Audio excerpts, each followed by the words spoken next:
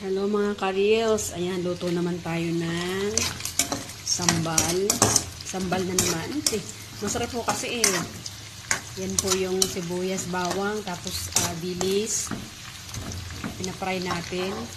Tapos ito yung tofu na pinareg ko na kanina. Tapos ito naman yung ating binalender ko na sibuyas, bawang, tapos kamatis, tapos chili kiring, tapos chili na sariwa na pula. Ano natin siya, ano natin, sambal natin. Masarap po siya. This Indian spices. Ayan, lagay na natin ang binilender ko kanina.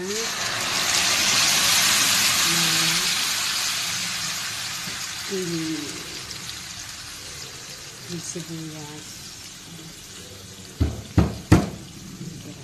Sayang. Ayan.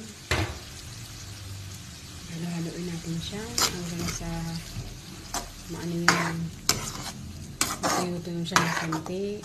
Yung sabaw niya maiga-iga. Tapos hindi ko siya masyadong mahanghang kasi hindi ko siya nilagyan ng masyadong chili.